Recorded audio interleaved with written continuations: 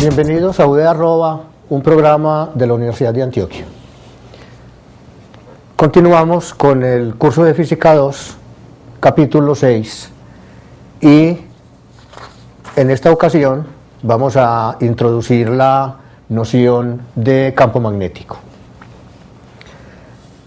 Lo primero es el reconocimiento de que los fenómenos magnéticos fueron estudiados hasta cierto punto, por lo menos reconocidos a cierto nivel experimental, por los chinos y los griegos. Una primera constatación se puede establecer desde las brújulas. Las brújulas, hemos dicho, constan de pequeños elementos magnéticos que son usualmente óxidos de hierro conocidos como magnetitas. No solamente se pueden construir estos pequeños objetos para hacerlos girar alrededor de un eje, sino que se pueden obtener grandes barras de magnetita, las que se pueden suspender de un eje, alrededor del cual estas barras pueden girar hasta orientarse con el polo norte terrestre. Es decir, si esta dirección coincide con el norte geográfico de la Tierra, llamaremos al extremo correspondiente el norte magnético de la barra imantada y el extremo opuesto el sur. Vale decir entonces que es posible identificar en las barras imantadas cuáles son los polos norte y los polos sur para a continuación hacer una serie de experimentos que permiten determinar la forma de la interacción entre barras imantadas idénticas. Se puede probar experimentalmente que dos barras que se enfrenten de tal manera que sus nortes y sur queden cercanos son barras que se atraen, es decir, polos magnéticos de imanes diferentes, polos diferentes se atraen y polos iguales, en este caso nortes, en este caso polos sur, se repelen. Esta es una de las leyes básicas del magnetismo. Repulsión entre polos idénticos y atracción entre polos iguales. Una segunda observación que es conocida desde hace cientos de años consiste en romper un imán. Lo que se podría esperar al partir un imán en dos pedazos es que podrían obtenerse, en este caso en el imán de la izquierda, un norte aislado, en el imán de la derecha un sur aislado.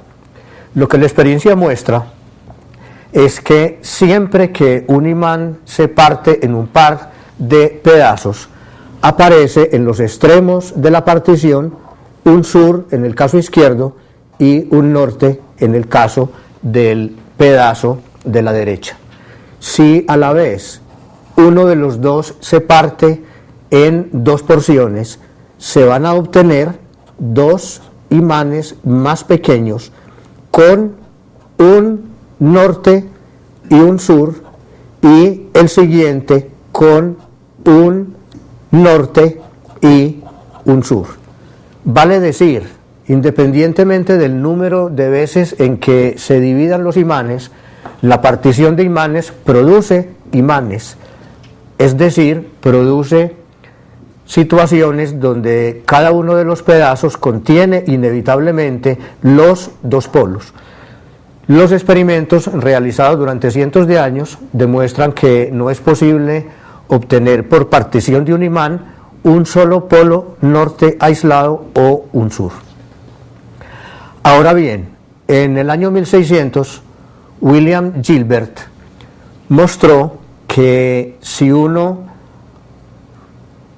deja en libertad brújulas en cercanías a la superficie de la Tierra, uno puede pensar que las brújulas son orientadas de la misma manera que barras imantadas.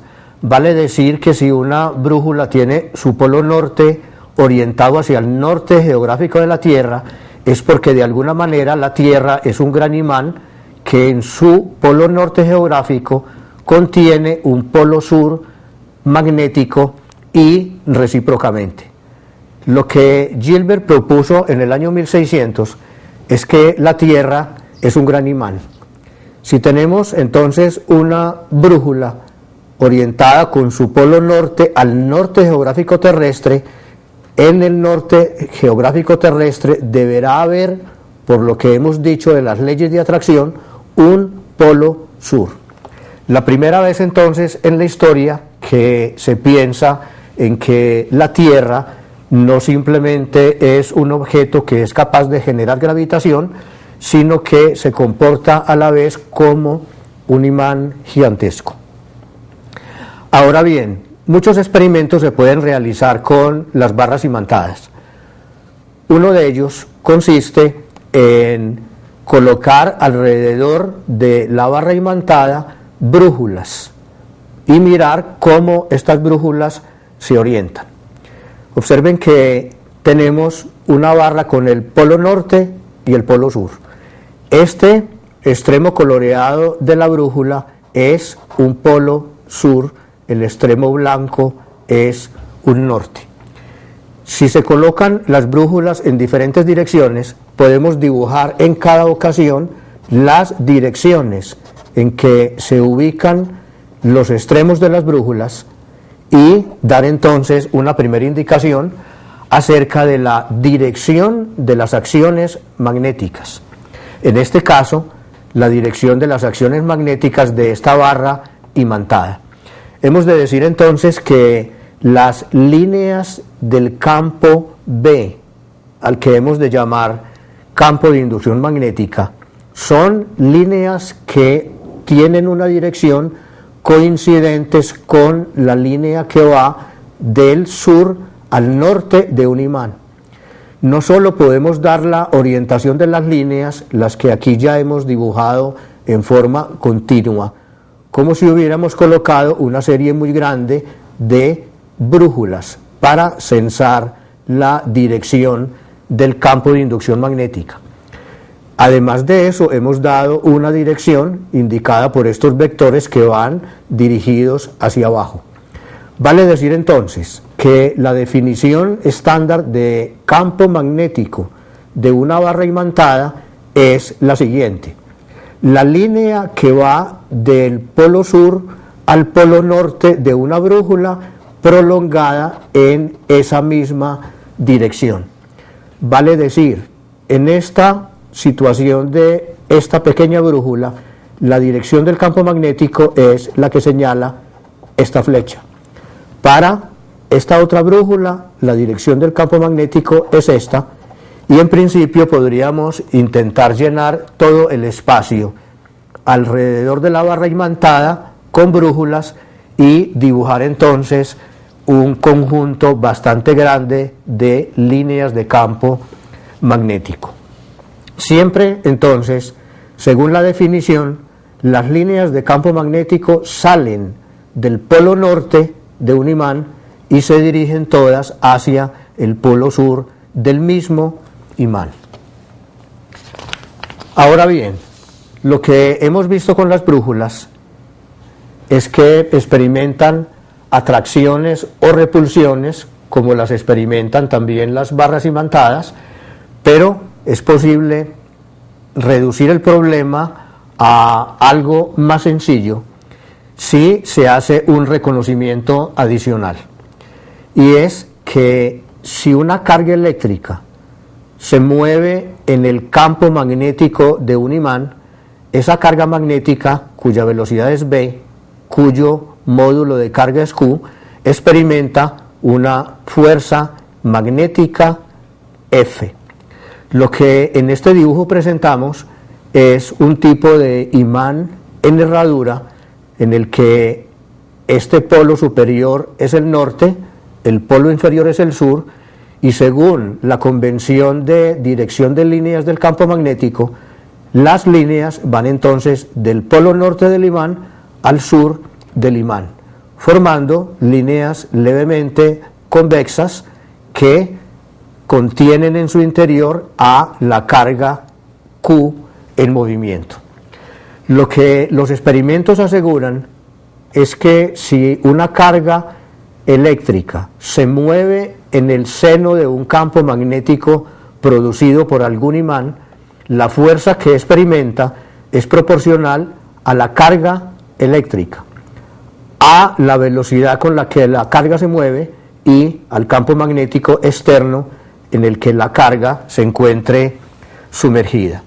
Observen que en este caso particular el campo magnético va dirigido hacia abajo y la dirección de la velocidad es una dirección que va siguiendo la línea que estoy esbozando en esta proyección.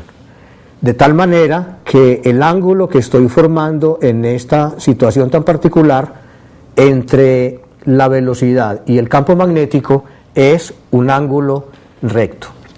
Esta situación vamos a repetirla en esta siguiente plantilla, donde otra vez hemos dicho velocidad perpendicular a la dirección del campo magnético y la fuerza que experimenta la carga eléctrica en movimiento que va colocada en este punto es una fuerza perpendicular tanto a la dirección del campo magnético como a la dirección de la velocidad.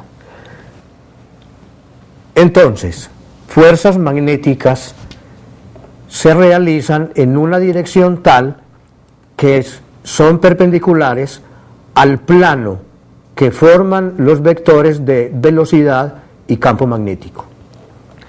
Una situación un poco más general es la que mostramos en este segundo dibujo, en el que manteniendo hacia abajo la dirección del campo magnético, tendremos la dirección de la velocidad no formando un ángulo recto, sino un ángulo teta cualquiera, en este caso un ángulo obtuso.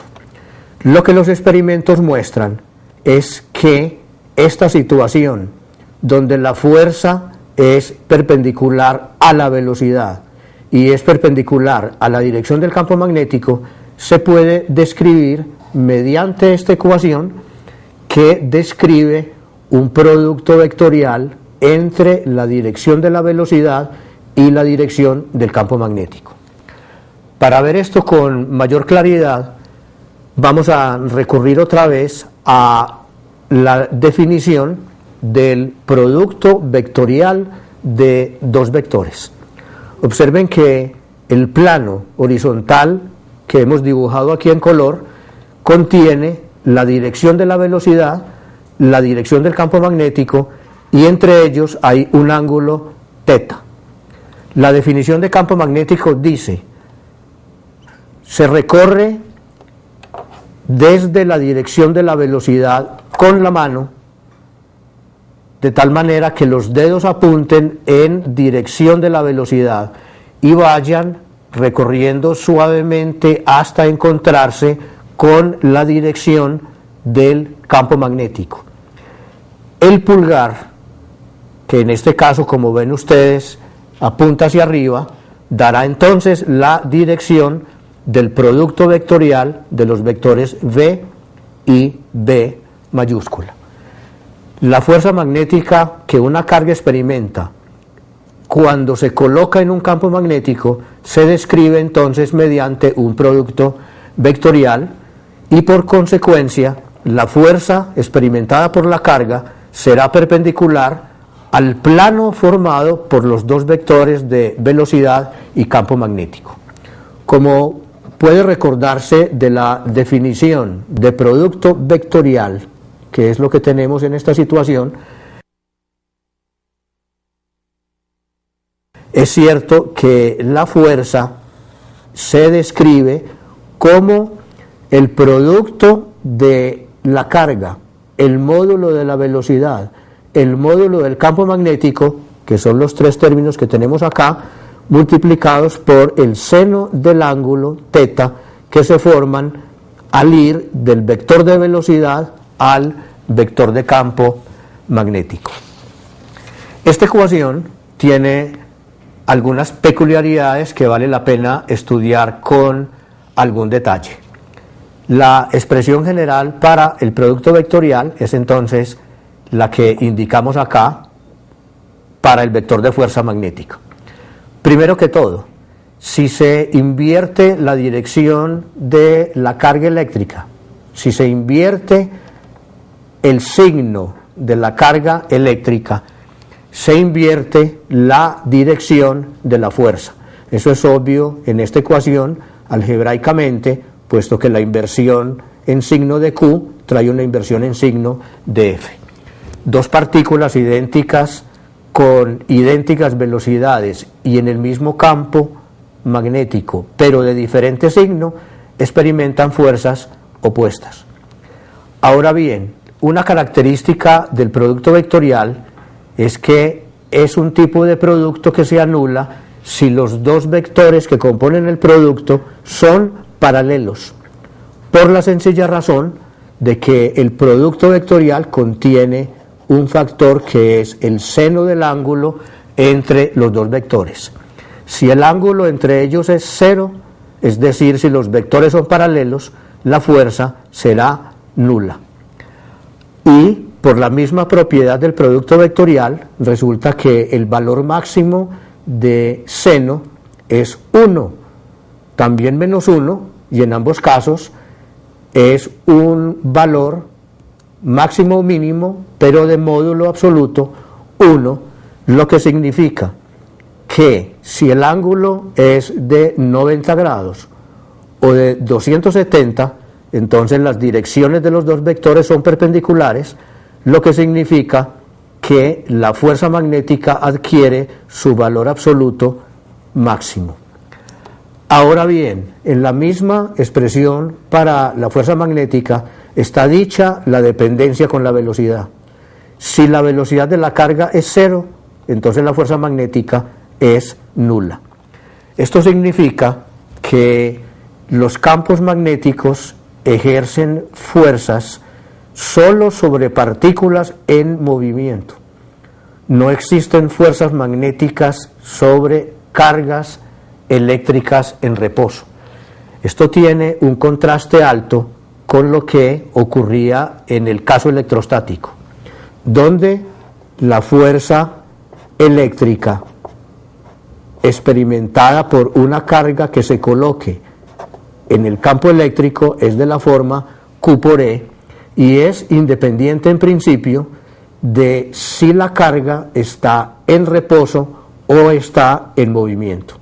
Lo que hemos dicho aquí es que la fuerza magnética existe exclusivamente para partículas cargadas en movimiento. En reposo, fuerza cero. Una característica adicional que tiene que ver con la forma matemática de la fuerza magnética es que este tipo de fuerzas no realizan trabajo sobre las cargas. En otras palabras, son capaces de cambiar la dirección, pero no la magnitud de la velocidad. Obsérvese, en efecto, que siendo esta la definición de trabajo diferencial hecho por una fuerza para mover una partícula, un elemento diferencial de distancia, entonces hemos de escribir F punto de R, distancia lineal, puede expresarse como velocidad por diferencial de tiempo, según la definición usual de velocidad en la cinemática. Y observando adicionalmente que la fuerza y la velocidad siempre son perpendiculares, entonces ocurrirá que el producto escalar entre fuerza y velocidad, que siempre contiene el coseno del ángulo entre los dos vectores, y que en este caso es un coseno de 90 grados, que da cero, provoca entonces que el trabajo realizado por la fuerza magnética es un trabajo nulo. En consecuencia, el campo magnético no realiza trabajo sobre las cargas. Vamos a ver a continuación que en este sentido el campo magnético ejerce fuerzas que son asimilables a fuerzas de tipo centrípeto, es decir, fuerzas dirigidas hacia un centro de una trayectoria. Veremos esto un poquito más tarde para mirar antes lo concerniente a las unidades del campo magnético. Observen primero que todo que la fuerza se escribe en módulo como carga, velocidad, campo magnético y seno del ángulo. Esto significa que el campo magnético, en cuanto a las unidades, se puede escribir como fuerza sobre carga sobre velocidad, ya que seno teta no tiene unidades. Eso significa entonces newtons, significa coulombios y significa unidades de velocidad en mks, que son metros por segundos a la menos 1. Este tipo de unidad en el sistema MKS coulombio se conoce como teslas. Teslas son unidades bastante grandes, por lo cual se ha optado por definir unidades 10.000 veces más pequeñas que se conocen con el nombre de Gauss. La conexión entre Tesla y Gauss que se ha propuesto, por definición, es un Tesla es 10.000 Gauss. En este tipo de unidades, el campo magnético de la Tierra, si se mide en teslas, es 10 a la menos 4 teslas, y en unidades gaussianas, en unidades de Gauss, son 0.5 Gauss. Ahora bien, un primer ejercicio, que es una aplicación directa de la regla de fuerza magnética expresada como producto vectorial, teniendo en cuenta que los ejes de coordenadas son en su orden I, J, K en esta secuencia propuesta en el dibujo, y suponiendo que alguna carga Q se coloca en un campo magnético B que tiene componentes en direcciones I y J, y la carga se mueve con una velocidad con componentes I y K, entonces la fuerza magnética sobre esta carga se puede expresar en la forma velocidad, que es I más 2K, campo magnético 2I más 3J, y sería suficiente con realizar este producto vectorial. En efecto, resulta I cruz I es 0, porque el ángulo entre ellos es 0. I cruz J es K, de manera que tendremos 3K. 2 veces K cruz 2 veces I da K cruz I da J. K cruz I da J con un factor de 4, y finalmente 2 por 3, 6, K cruz J, cuyo resultado es menos I. Resulta entonces que esta expresión vectorial permite obtener la dirección y también la magnitud, si se calcula cuál es el módulo del vector F, de la fuerza experimentada por esta carga eléctrica.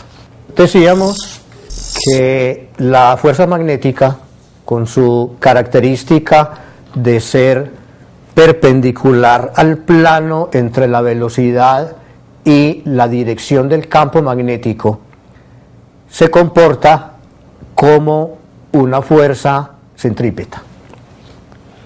Observen que en este gráfico el campo magnético tiene dirección que entra al plano del papel, de manera que la dirección de la fuerza va desde el vector de velocidad, que es horizontal, hacia el vector de campo magnético, que se hunde en el plano del papel, de manera que la dirección del vector F entra hacia el centro de lo que sería este círculo. La fuerza magnética, en este caso, la estamos estudiando para un caso muy particular que es un campo magnético homogéneo, es decir, cuyas líneas tienen en todos los puntos igual dirección, igual espaciamiento. La fuerza magnética, en este caso, entonces, se comporta como una fuerza centrípeta cuya expresión matemática, de acuerdo a los tópicos estudiados en la física 1, es mv2 sobre r. Fuerza magnética, Q por B, por el campo magnético, y el seno del ángulo que debería aparecer en esta zona es un 1, dada la perpendicularidad entre la velocidad y el campo magnético. Esto significa que estas dos expresiones permiten calcular el radio de la trayectoria circular como el producto indicado en este término de la derecha. Igualmente se puede hacer un cálculo de cuál es la frecuencia de rotación, escrita como la velocidad lineal sobre el radio, que da entonces Q por el campo magnético sobre M, expresión a la que se conoce como frecuencia de ciclotrón. Y finalmente se puede hacer un cálculo del período con el que la carga se mueve circularmente, 2pi sobre omega, para dar entonces este último resultado. Una variante del caso anterior tiene que ver con una situación en la que el vector de velocidad no queda en el plano perpendicular a la dirección del campo magnético, sino que la velocidad tiene una componente que va en dirección del campo magnético, además de componentes perpendiculares. En el caso que vamos a mirar, otra vez el campo magnético es homogéneo.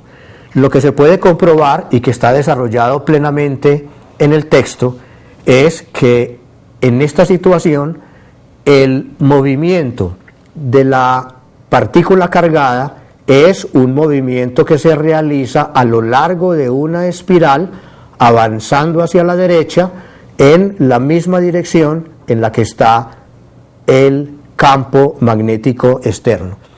Esta figura corresponde entonces a una hélice que se puede descomponer en un movimiento circular uniforme que se realiza en el plano YZ, que es el plano perpendicular al campo magnético, más un movimiento rectilíneo y uniforme a lo largo de la dirección X.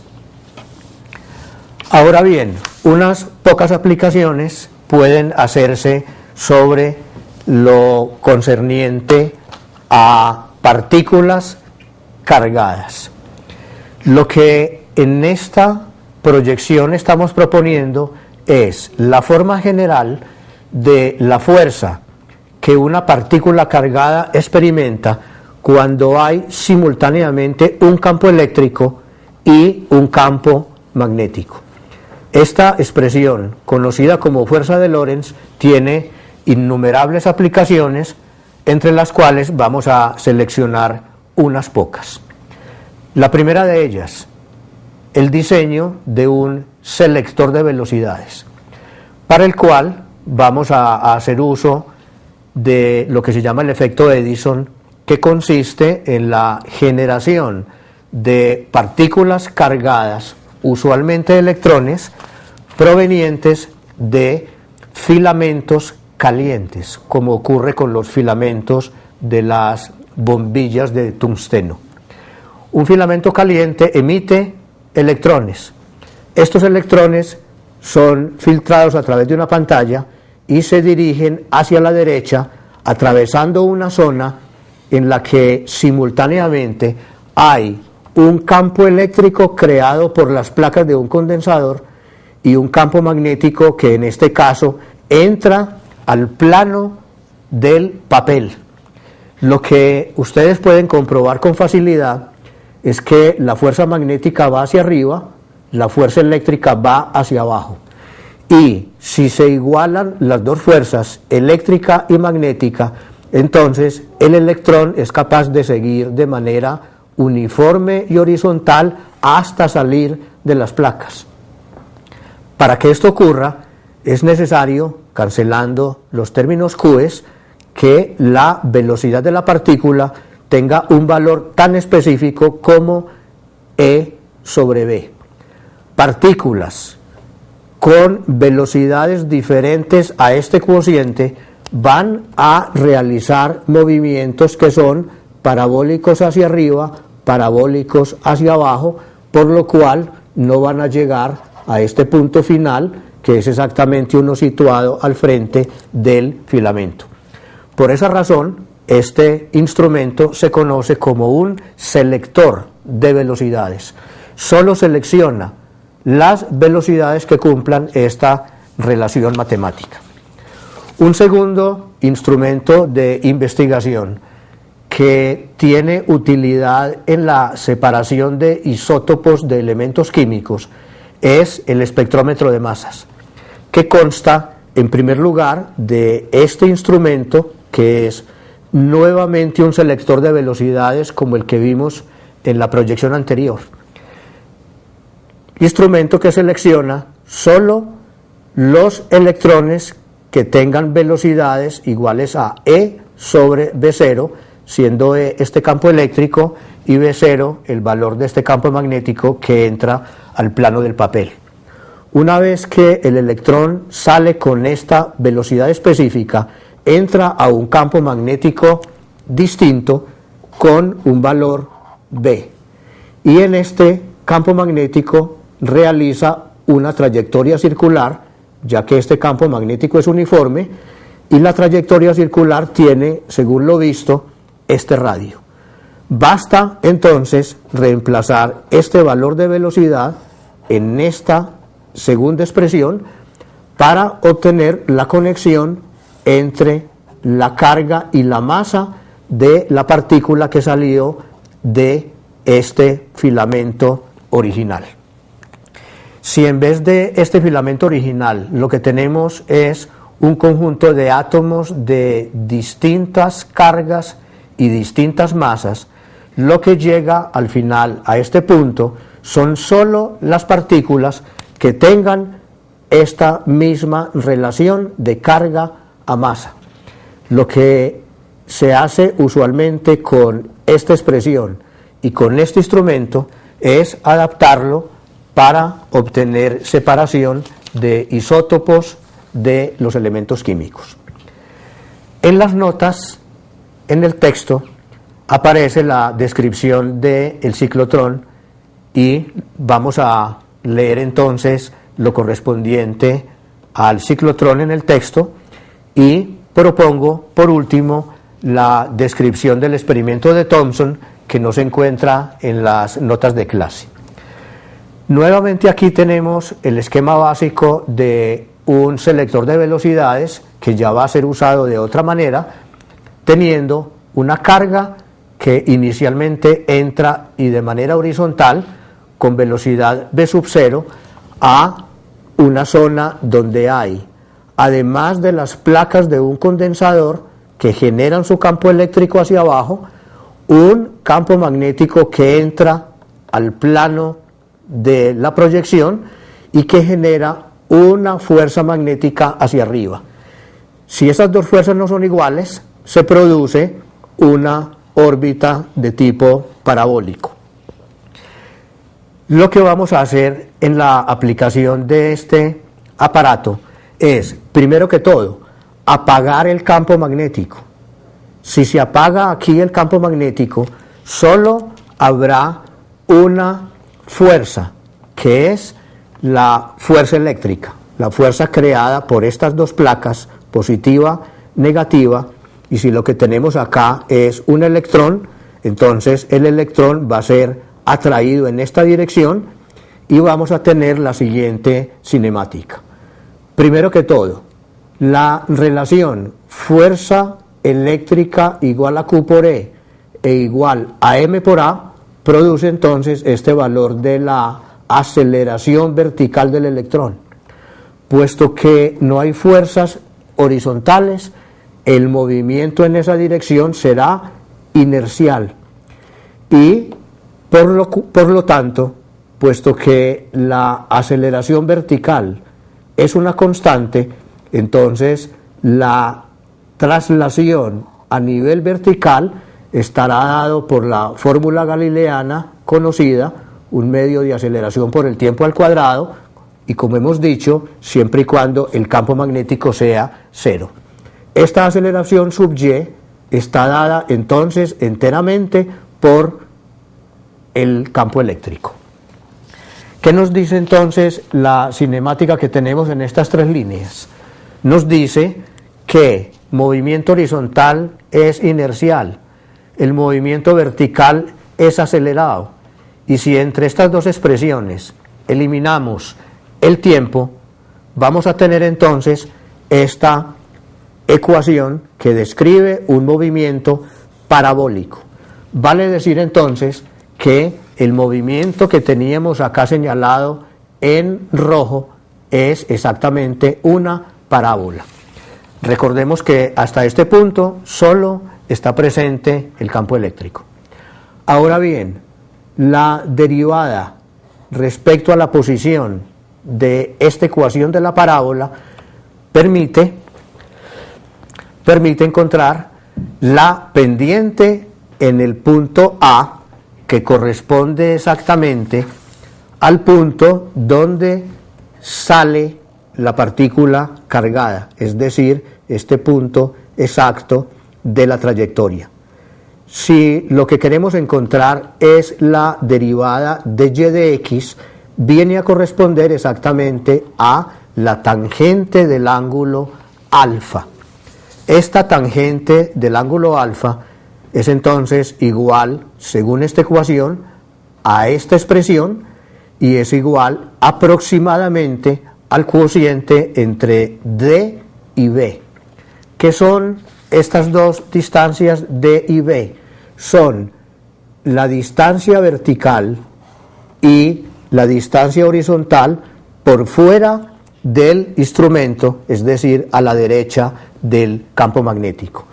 Si esta distancia B es mucho más grande que A, es posible mostrar que la tangente del ángulo alfa es aproximadamente D, que es casi igual a este pedazo sobre la distancia B.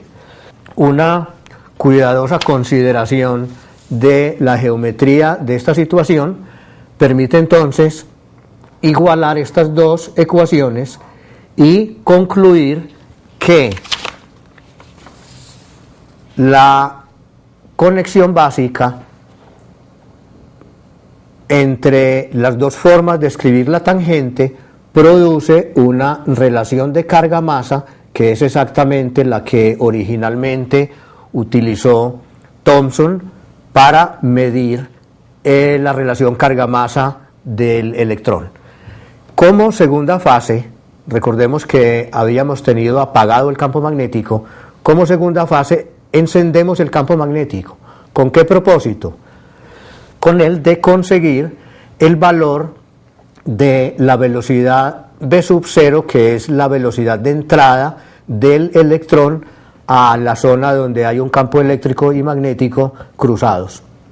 Significa que podemos obtener el valor de v sub 0 simplemente midiendo el campo magnético necesario para que el movimiento de la carga fuera horizontal y utilizar este v sub 0 en esta ecuación. Los demás términos de la ecuación se pueden obtener experimentalmente y por tanto al final habrá una medida de la relación carga-masa del electrón, que fue lo que Thomson obtuvo en 1897 usando el tubo conocido como de rayos catódicos, que es el alma de los aparatos de televisión. Hasta aquí lo concerniente al módulo 19 del capítulo 6. Después de leer lo correspondiente, el estudiante estará en capacidad de resolver las siguientes preguntas.